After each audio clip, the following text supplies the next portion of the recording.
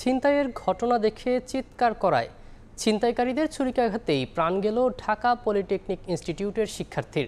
সোমবার রাতে এমন ঘটনা ঘটে রাজধানীর তেজগাঁও শিল্প এলাকায়। স্বজনদের অভিযোগ, ঘটনাস্থলের কাছেই পুলিশের টহল টিম থাকলেও আরমানকে বাঁচাতে এগিয়ে যায়নি কেউ। পুলিশ বলছে, উপস্থিত সদস্যরা তাৎক্ষণিকভাবে ঘটনাটি আঁচ করতে পারেননি। ভোর পর্যন্ত শনাক্ত হয়নি জড়িত কেউ। প্রত্যক্ষদর্শীদের ধারণ করা ভিডিওতে দেখা যায় রক্তাক্ত অবস্থায় পড়ে আছেন এক তরুণ। এক পর্যায়ে তার কাছে যান আশপাশের লোকজন ও পুলিশ সদস্য। উদ্ধার করে পাঠানো হয় ঢাকা মেডিকেল কলেজ হাসপাতালে। হাসপাতালে নেয়ার পর ওই তরুণকে মৃত ঘোষণা করেন চিকিৎসক। পরে জানা যায় নিহতের নাম আরমান হোসেন, ছিলেন ঢাকা পলিটেকনিক ইনস্টিটিউটের শিক্ষার্থী।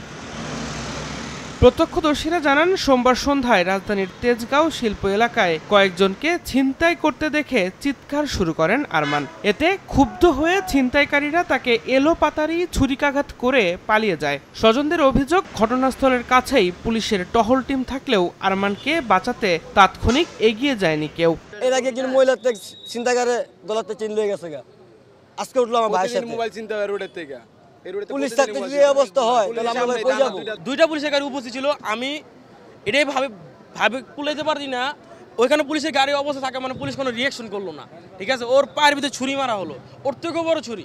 আমরা রিস্কালার 3 জন দৌড়াতে দিছি, তারা দৌড়াইতেছে না, তারা ভয় পাচ্ছে, ছিনতাইকে তারা ভয় পাচ্ছে। তা আমরা আম পাবলিক, আমরা যদি তাদের কাছে সেফ না পাই তো কার কাছে সেফ পাবো? রাতে ঘটনাস্থল পরিদর্শন করেন পুলিশের ঊর্ধ্বতন কর্মকর্তারা। তবে এ বিষয়ে সাংবাদিকদের সামনে কথা বলতে রাজি হননি তারা। তবে ঘটনাস্থলের কাছাকাছি পুলিশের টহল গাড়ি থাকার বিষয়টি স্বীকার করেন তেজগাঁও শিল্পাঞ্চল থানার ভারপ্রাপ্ত কর্মকর্তা। তার দাবি, তাৎক্ষণিক ঘটনাটি আঁচ করতে পারেননি উপস্থিত থাকা পুলিশ সদস্যরা।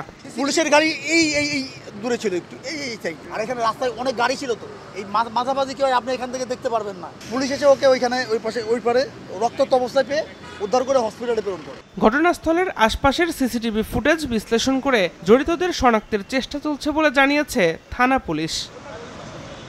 দিন মোহাম্মদ সাব্বির, সময় সংবাদ, ঢাকা।